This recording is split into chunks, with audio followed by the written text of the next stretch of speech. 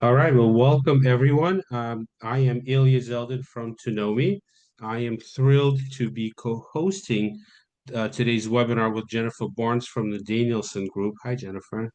Hello, You're awesome. everyone. Thank you. We really do know and appreciate how valuable your time is, so thank you for being here. We're going to try to keep things moving fairly quickly, and like I said, leave you some time for your feedback and thoughts. So, approximately, here's how we're going to roll. We'll introduce kind of who we are and why we're collaborating. We'll share some powerful trends that the data is beginning to tell us. And then Jennifer will walk us through what these trends mean for school leaders. And then if time permits, we'll do like a hands-on demo of how the 2gnoMe system supports this work. So if you are an existing 2gnoMe customer, I've recognized some names, you might want to log in and just kind of follow along on your own admin portal. And as far as the questions, please drop them in the chat at any time. We'll answer them in the last, 10 minutes is what we're hoping for. So, Jennifer, of course, please tell us a little bit about your background, the Danielson Group. Awesome. Nice to see everyone. It's always a great day to talk about teacher development and student achievement. So I'm excited to be in conversation with us today. And so in my role, I'm the Assistant Director of Learning Experiences with the Danielson Group. And so some of my outputs involve development around learning experiences for districts across the nation. I come with quite an extensive background in education from a teacher with 30 plus students in the classroom, teacher leader, instructional coach, district leader, and then also a principal coach. So really excited to dig into understanding your context, but also making sure that we can kind of meet some of your needs while we have our conversation today. Awesome, thank you. And I'm Ilya Zeldin. I'm the CEO and the product leader at 2gnoMe. And 2gnoMe, of course, is the kind of delivery platform that turns this vision into practice. So we've been partners of the Danielson Group since 2019 to bring framework for teaching to thousands of teachers, educators in the United States and quite a few countries abroad. So the purpose is to combine observations data, teacher self-reflection, aligned PD into one system. So you're not just evaluating teachers, you're actually growing them, right? And so what I wanted to and one shameless plug is that as of today, Framework in Action is also the exclusive home of the full Danielson framework in Spanish, which is a major milestone in making high quality professional learning more accessible and inclusive. With this bilingual version, we can now support millions of Spanish speaking educators across the US and Latin America in their native language. Because when educators engage with the framework in their native language, they reflect more deeply, they connect more personally, and they grow more effectively. And so with that, I wanted to start off by telling you that this summer we examined and what actually happens to teacher practice over the course of a full school year. So 24 to 25 school year, we've looked at over 10,000 formal observation records using the Danielson Framework for Teaching. All this data in this analysis is anonymized and it excludes the self-evaluations to make sure that we're only comparing administrative observations. Our objective for this analysis was to answer questions that every principal wants to know. Which teachers are growing, who needs extra support, and where should you focus your limited time? And so looking at the data, the good news is that teacher observation results showed 23% improvement overall across all Danielson domains after targeted feedback and job-embedded learning. So the growth is consistent across all domains with the highest gains in domains 1 and 4. And it also tells us something that it's not like a random fluctuation. These are teachers who moved from one performance level to another through targeted feedback and support. And that's substantial intentional improvement. And furthermore, we can really double click and go at the and look at the results at the component level to focus your energy better. So for example, we can see that the most improved components are having to do with applying content, applying knowledge and content, planning coherent instructions, and as well as growing and developing professionally. Also, the most dynamic, the most high variability areas, which is probably the prime area for coaching, and one of the reasons to have this discussion with Jennifer today. We can see that components 1C, setting instructional outcomes, components 3B and 2C, these are the areas that are kind of prime areas for coaching. And so before we kind of go any further, I just wanted to check, Jennifer, does this surprise you? Yeah, I think I'm excited to sort of see these takeaways. I think as we understand about school systems and buildings, we know that establishing a culture of learning is sort of where we want to start. So we want to make sure that we have those conditions set to really sort of talk about observations, talk about professional development plans, professional learning circles, understanding the untapped resources with peer observations in our buildings. And so I think what's really cool about 2gnoMe alongside the framework for teaching is you get this output that really kind of takes away some of the legwork of understanding where the needs are and then where we need to go. And so again, circling back to that culture of learning, we also just want to understand that if we have our PD plan and it's set out and we have these regular meeting cycles, how do we then celebrate our staff with where we are, but then also an opportunity to push? And so I think later on in our time together, we'll talk about some of those readiness indicators that demonstrate that a teacher may be ready to move to the next level. But also if we need to kind of double in and have those weekly check-ins with teachers around specific components. This, I think, output that 2gnoMe sort of gives us helps us kind of cut through the noise in some words. And so thinking about domain 1 and domain 4, we know that that's not always visible when we walk into classrooms. That's more of that pre-conversation ahead of that observation. And so how are we collecting evidence to sort of demonstrate that the teacher is basic or proficient in some of those areas? And so this output, I think, really demonstrates that teachers are like taking this seriously. Like they want to demonstrate that they're having a strong at bat with their content knowledge. They may be planning side by side with some of their colleagues. And so we sort of see that here. I think what is most striking that is awesome to see is 4E. So anytime we see evidence in that reflection, excuse me, strong evidence in that reflection, also when teachers are interested in taking risk, which also falls in that principled teaching domain, domain 4. That's a place to celebrate, but we also know this teacher is ready for the next step. And so their coaching cycle for that 8-week cycle may look very differently. So I think those are the initial reactions that we pull away from or pull up from. It's that's really awesome. We are going to go deeper into like specific tactics, but I think as far as I'm concerned, the purpose of 2gnoMe is to cut through that noise, like you said, and to actually make the invisible a little bit more visible.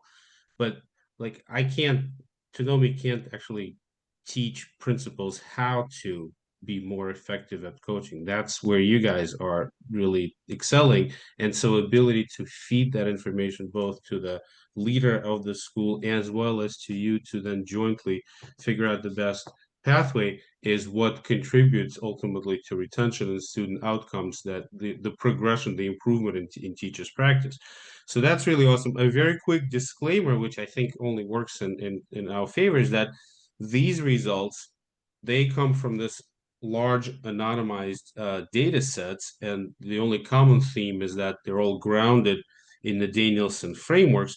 And while the patterns that we are looking at today are powerful because they reveal where growth is happening and where support is needed, I think the best part, at least for the customers right, at least for the customers on the call, is that you'll soon be able to see the same level of insight, but for your own school or district. It's part of our path towards AI-powered tools for leaders to help identify high impact growth areas, target support faster, and personalize feedback in ways that truly accelerate teachers' development.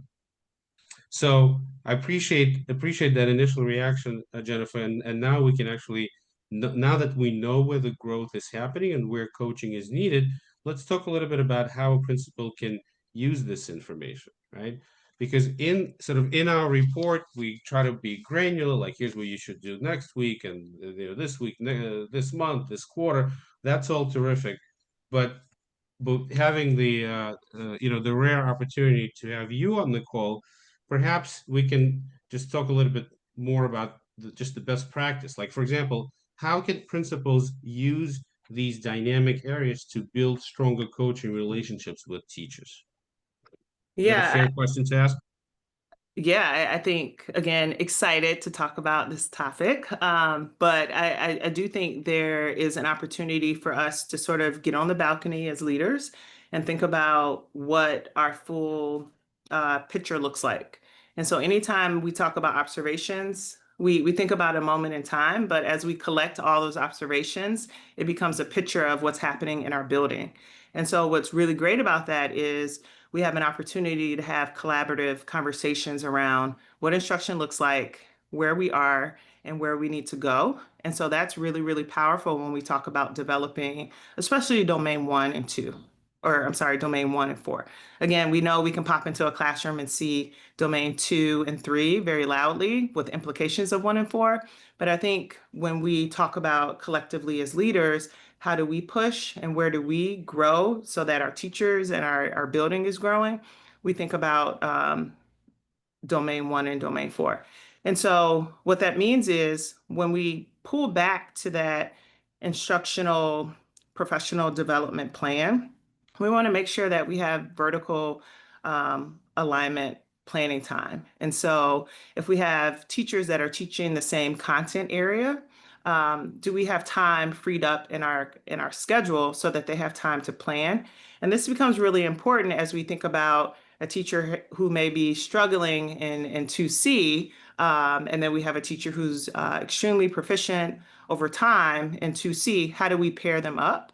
But we really can't have that powerful movement unless we have that freed up in our schedule. And so that's one piece that I kind of want to keep dialing back to about understanding our schedule. I also think that when we're walking classrooms and understanding that full picture, we want to make sure that any discussion we have with the teacher, we always affirm what we see. So we lead with some of those positive takeaways that we named or 2gnoMe just named in the previous slide. But then we also have the opportunity to push collectively in maybe PLCs. So maybe there's a teacher leader that can push around some of those items. So it helps move the needle to some of those very kind of like core teaching practices that directly impact student achievement. And so it's just important to understand that we have to have our schedule built out in a way that we can sort of share the feedback. But anytime we meet with teachers, it's making sure that we share the feedback, but also providing clear direction of the next step. Well, can you be more specific? Like, what conversation starters are there to build stronger relationships? Well, like, what's the first step, especially in these high growth potential areas? Yeah, and so what's really cool, because the framework for teaching, again, is just this model to have conversations about what strong practice looks like in classrooms. I think you can go back to the framework for teaching and become more component specific. And so you can sort of build out and use the language from the critical attributes and that rubric and really say, hey, I noticed that you are using questioning techniques. And so we know we're going back to 3B. And so what that does is it affirms that, hey, this teacher is moving along this continuum in this particular component. You're also naming something that will have impact in the classroom for that teacher. So there's no gray space for them to understand what that feedback means. So I think the more intentional we can be around using the framework for teaching component wise, I think the more impact we'll see faster. Okay. Well, the product guy in me wants to know, are there like existing protocols? Is it always like, okay, I'm trained to do this, I have the experience, I have the best sort of well-being of a teacher, I'm gonna go at it. Or are there protocols? And if so, maybe like is this something that we can even codify within the system like Tenome as next steps?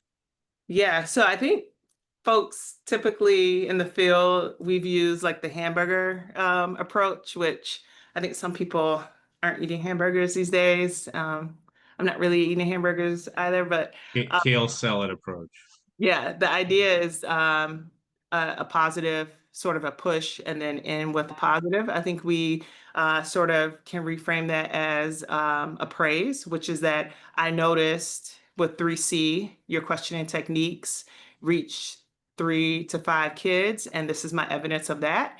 And then the push is, well, what was your response to this student's question, or their response to your question? And then at the end of sort of that sandwich, there's an opportunity to have a quick win. So what's going to be different tomorrow when I come into your classroom, or when your instructional coach comes into your classroom, to kind of see your progress. And so really, if we think about a three sort of prong approach, a praise, a probe, and then a push. I think that's really kind of where we want to move towards. And again, that praise, we want to just name it with a component specific frame. Yeah. Praise, push. Okay. Um, you probably hear it all the time. I do. Like teachers just being overwhelmed. You know, whatever is being offered to streamline with the first pushback, of course, it's overwhelming. Is there an optimal schedule? Is there like a best in terms of time or in terms of the season to do this kind of important work?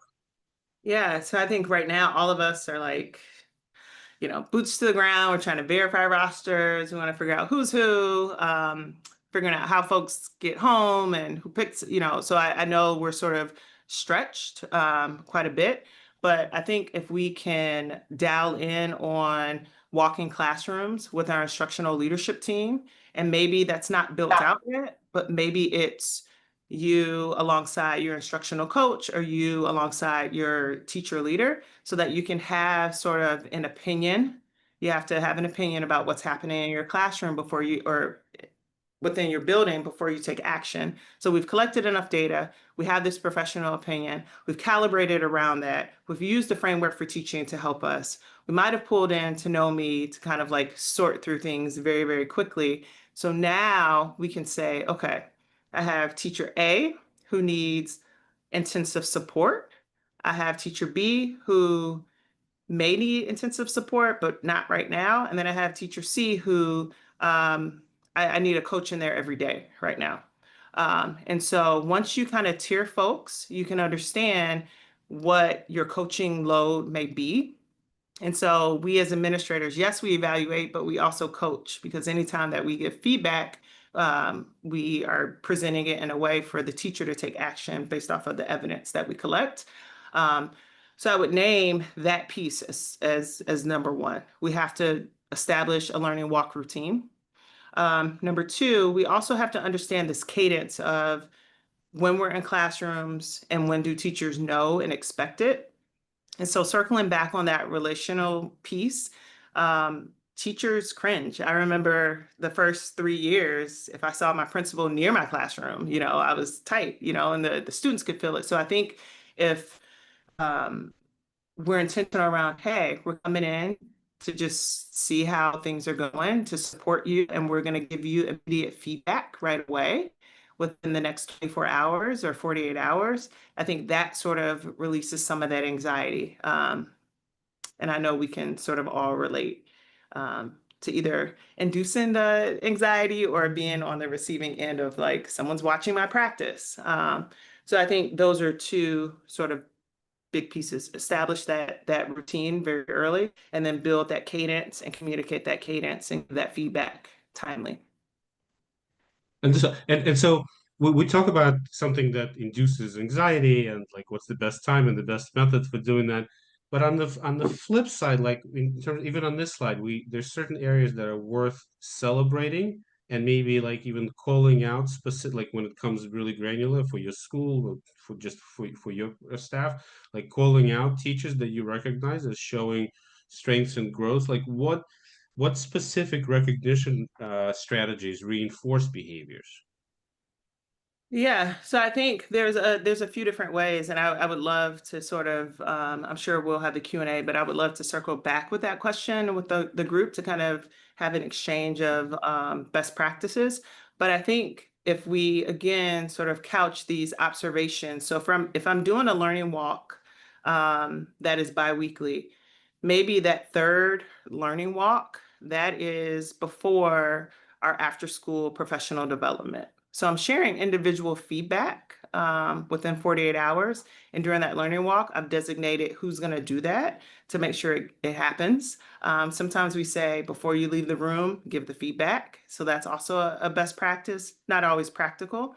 But then there's also a way that when we have that whole group staff PD, that we're sharing that feedback and we're celebrating. And I mean, like, pom poms, celebrating sort of like what we're seeing, where folks are taking at bats and finding some success. I'd also say that one thing I've seen in Chicago public schools quite a bit across the whole district, folks take on skill inventory list. And so you can do that in a variety of ways. And so the way that it applies to us, I think, is thinking about the framework for teaching. So having our teachers self-assess. We know that's part of that evaluation cycle where teachers are self-assessing. Some districts say, hey, these are our power components. Some districts say, I'm only looking at domain 2 today. I mean, it's across the spectrum. But I think if we say, hey, I want you to self-assess in any way that your district sort of names, um, then we can see where folks are strong, and then we calibrate that with an output that 2gnoMe kind of gives. Right. So then we say teacher A is really, really strong here, and teacher B is maybe uneven in their practice. How do I find an opportunity for them to collaborate? Do I free up time? Do I give an extra 20 minutes attached to their prep time? And so then we have to become a little logistically savvy. But I think there's an opportunity to really think about where are the assets in the building and how do we lean into some of those untapped resources. I thank you. I think this is all like really insightful. We need more time for this. And actually, we're doing great on time for this webinar. We're about 25 minutes in. So, Awesome. according to our plan, we should probably spend the next few minutes on the 2gnoMe platform. But I think it is super important to kind of recognize that this really could be a very powerful shift when principals understand where growth is already happening and where it's possible to happen, then coaching becomes more intentional and more effective. And so, especially for the folks, kind of the segue into the next chapter, for the folks who are not 2gnoMe customers, who are new to who know the Danielson but don't know 2gnoMe, you might be wondering, how do I even get access to this kind of insight in the first place? And how do we actually track changes across each component or know where teachers are showing signs of growth? And that's exactly what I'd like to kind of take you into next. We are going to take a look inside the 2gnoMe platform and how it collects and organizes observations and feedbacks and organizes it all for the purposes of classroom and summative feedback, and of course around the Danielson framework. I am sharing with you right now, I'm being very intentional, I'm sharing with you the administrative side of the teacher portal. There's sort of two parts to the system. There's a teacher facing that I showed you on the slide before, and now the administrator. So, when we talk about those about, the 2.5 hours or so per teacher that the system saves for administrators, a major part of that efficiency comes right here. It's how notes are captured, evidence is coded to the common language of the framework, and then feedback naturally leads to the line support. So folks who are 2gnoMe customers, feel free to kind of follow along. Everything that I'm showing you'll be able to do in your system. So what I'm going to do is I'm going to create, start a new kind of formal feedback and walk you through some of the options. So maybe you're a principal, maybe you're an evaluator. By default, the system starts with the teacher, but there are more than 15 other certified staff roles. So depending on the role that you select, the system will update all the domains and components to that rubric.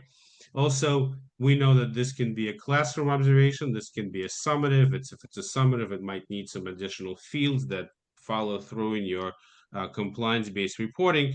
The key is that you can distinguish between the different types. We can then look at individual components. So first of all, on the left-hand side, you'll see the structure of the rubric with the 4 domains and the 22 components. And then for each component, if you just tap on it, you and your teachers have the same UX. You can click and instantly see that page from the Danielson's own book, right? So a very quick understanding of what this is about, what are the critical attributes, what are the critical examples, because we really are very focused on this gold standards of pedagogy on the Danielson framework for teaching as that common language for both teachers and administrators, not only for the purposes of observations and evaluations, but for the purpose of connecting that to professional learning that's part of this system. So obviously, using the language of the rubric, you can select a different rating. That's pretty clear. But then really, if you wanted to, as part of kind of adding meat on the bone, you can, excuse me for this, you can create a new observation, maybe take some notes, and then down the road, you'd be able to codify it. I'll show you that in a minute. You can also view results of previous observations and previous feedbacks to help you form your rating, and the system will show you all of the historical data, all of the historical observations, so you can quickly view them, make your notes, decide on what you want to do, and ultimately provide your rating.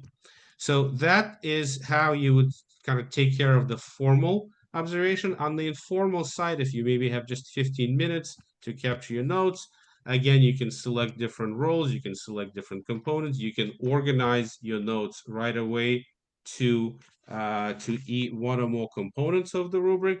But for the sake of this observation, you only have 15 minutes.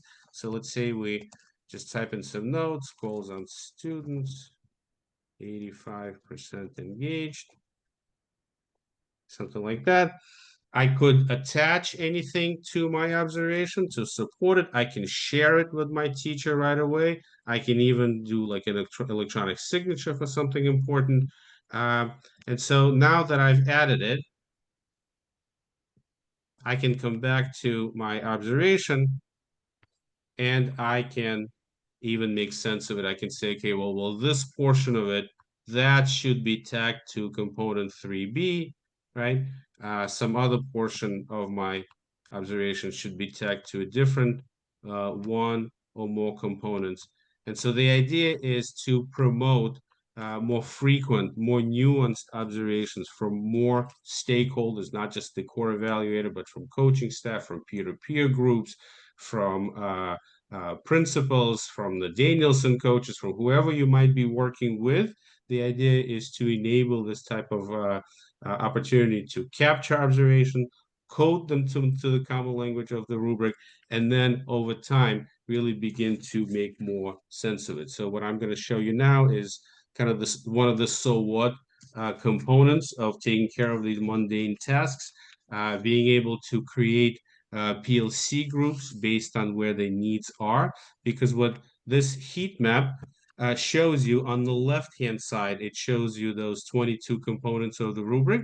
And on the right-hand side, it shows you the distribution of your feedback results. And so you can mouse over a particular area and recognize that, oh, I have 3 teachers that really need help in this area. And then with one click, you can either create a new PLC for them or add them to an existing PLC.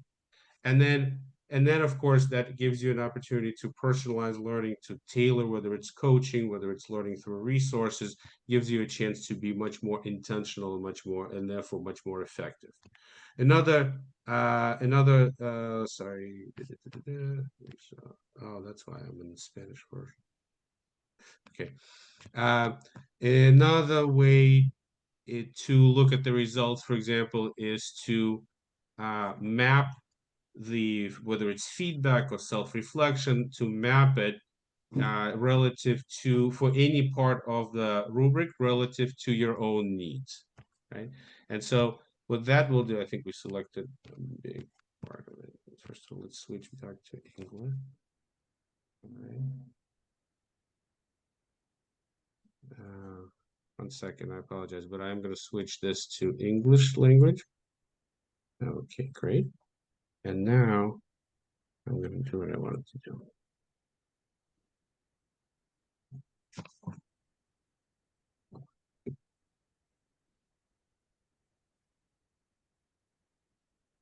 So I can look at the way the system combines the teacher's self-reflection with your feedback. I can organize it, for example, by years of experience if I wanted to focus on first-year induction programs. And then I can map my results relative to the mean in my group of teachers. And so this helps me to visually see who's below the mean, who needs support. And just as importantly, it helps me identify my internal skill leaders. And then the system makes it very easy to create these peer-to-peer observation groups, because you can advance somebody to a coaching role, or you can match somebody to that coaching role. So you can really empower your more experienced, more tenured teachers that are really great in, for example, classroom management, but are struggling in some implementation of technology. You can empower them to support your newbies, your first-year teachers, with some practical experience, while also supporting them in the areas where they need. So it really gives you a much more flexible, much more intuitive way to not only collect all this information, but also then make sense of it with the help of advice from Jennifer and other experts in the Danielson Group. So that is the end of my demo. I didn't want to take too much time, and we can now open it for Q&A. I don't know if folks have any questions that you'd like to type in. Okay, let's see. So Jeremy, for some reason, we can't see if our cameras or microphones is part of the setting for the webinar. I think for this portion, we're going to reset it to sort of like a regular Zoom kind of model, so folks can easily come off mute. Let's see. yeah, so type in your questions in the meantime, and we'll try to unmute everyone in the process.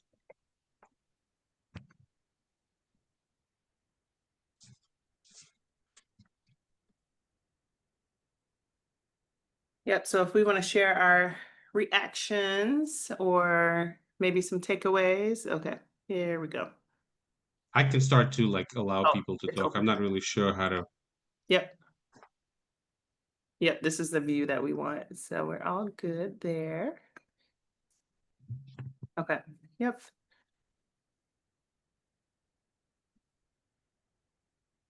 All right, so we'd love to hear a little bit about your context and any wonderings you have about getting observations off the ground, maybe thinking about that principal to teacher relationship. And so we'll give you a moment to kind of gather your thoughts, and we'll be checking out the chat.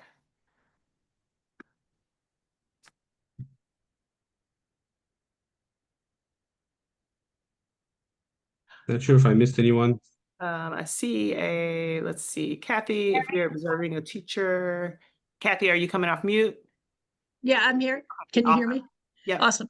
Okay, so Michael, I had a question regarding, I did these observations last year and I entered all the information in, right? So when I go to observe someone who taught last year and they have all the information in there, does that not skew results or does that, or is that beneficial so that we see growth over time? Yeah, I can jump in first there. I think what's so cool about this platform is really unpacking that journey across the components. And so they can see sort of their progress and they can see maybe different implications of maybe I took a risk here and this was sort of that output, or maybe I was more collaborative in this space with instruction and this is sort of how it took off. And so I think from just that instructional coaching piece, I think it's important that they can sort of see that data as we're voicing it over in those coaching conversations. And I don't know if Tanomi wants to jump in. No, I think this is exactly right. We make it easy for you and for your teachers to see the historical change as it evolves at each component level. It's up to you whether or not you want to just focus on this year's or whether or not you actually want to extend that historical perspective to everyone. That's always going to be on you from the kind of leadership, from the setup point of view. Mhm. And just to sort of like stamp that, if we're thinking about moving folks into different roles, maybe to support like retention efforts or just that internal pipeline, I think this is sort of like could be an opportunity to demonstrate evidence of like this teacher has moved into this teacher leadership role, and here's the sort of like ABC that supports that. Or you were just studying all that stuff? I'm just supposed to be studying all that stuff. Okay. I could just. Okay. Can you break that down? Does that answer your question, Kathy? Okay, I think Kathy might have stepped away there. Anyone else want to jump in with a wondering or something? I'm sorry about that. I had to step away for a second. My principal came to my door, so I'm so sorry about having to step No away for a problem. minute. Absolutely understand how buildings work. Okay, Thanks for your question, Kathy. you're welcome. Okay. Anyone else with any questions?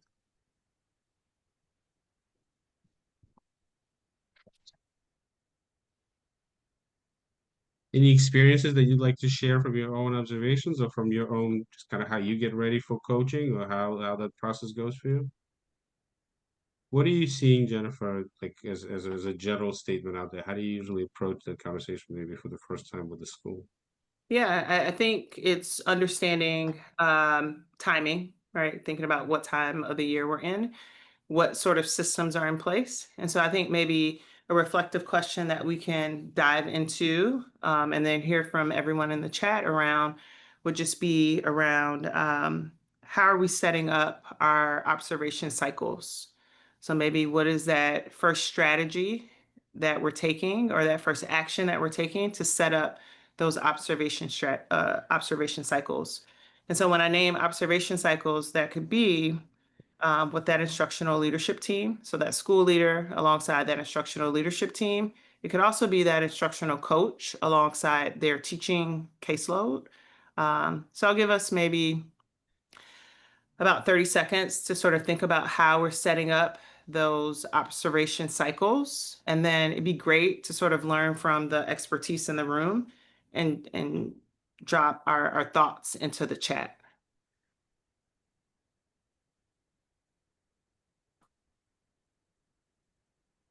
Well, I think as we summarize this call and send out the recording, that we encourage everybody to just be active and email to us or ask us those questions. We'd be happy to address them.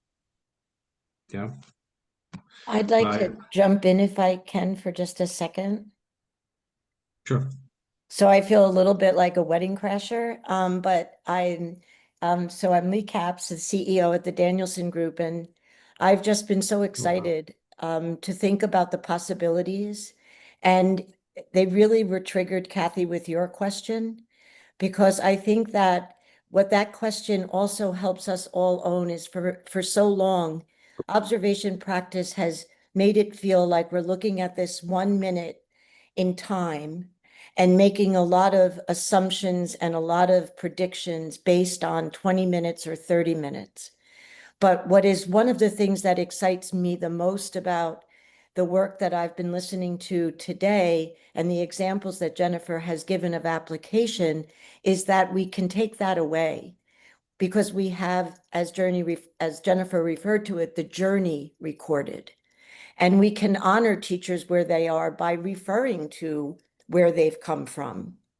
And so I think that the opportunity here is so big in terms of really transforming how we grow and develop our teachers.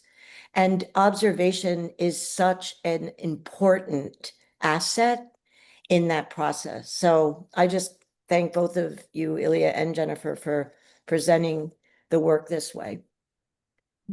Thank you, Lee. And I echo that, and this really is a fairly new experience for me because we've always been in the sort of in the good business of helping interpret the data for the principals, but being able to so naturally begin to answer the so what question, around because it's one thing to sort of sit from afar as a platform and kind of collect and interpret data, but the actual works happens in the field and between people. There's certain skills and techniques that work better than others, and if we're able to at least narrow down the list of things to work on, and then it's really just between that ability to narrow down and having the skills and the whereabouts to be effective in coaching. I think that will produce some compounding results.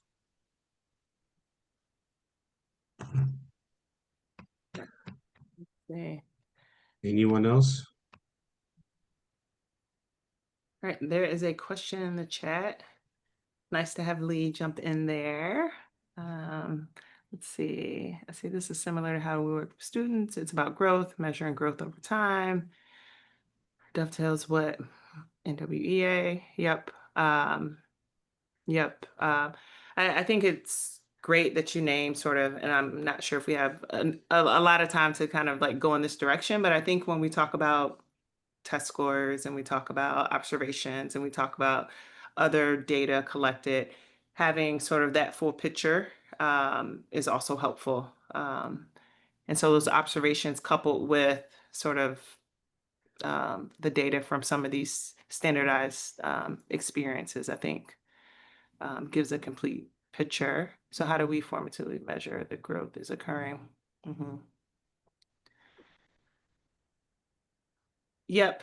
So I think looking out, so I like that question at the end, Jeremy, that you raised about putting the ownership in the teacher's lap.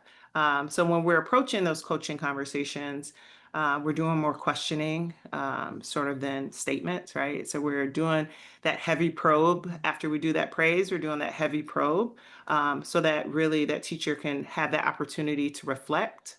And we also know that once teachers are reflecting, and we see that with 4A, there is an opportunity to accelerate their development. So that's a readiness indicator found within the framework. And then just even from the approach point of view, I also echo what you're saying, Jeremy, on two levels. Yes, it is similar to how teachers are asked to use the knowledge and the tools that they have to personalize informational studies for the students in the classroom. It's like, why wouldn't we be able to do that for teachers themselves? That's exactly what we are trying to accomplish. And in the process, creating this sort of a balanced environment where it very much an agency-based experience. So the onus of learning is on the adult, on the teacher, but the opportunities to learn, like by not asking people to look in 5 or 6 different places, by bringing it all to them, by being more intuitive and contextual, by kind of creating for example, when you have over 120 different resources, that gives a controlled environment without sacrificing choice. And so that is how the platform is built out. And it's just an exciting fact that we're doing it together with the Danielson Group, because as I said, that is the gold standard of great pedagogy. I think without any further questions, I think just let's give people back their 15 minutes, and thank you everyone so much. We will send out the recording, and hopefully we hope to hear from you again. Yep. Thank you for your time. I know it's a busy time of the year. Yep, all the best.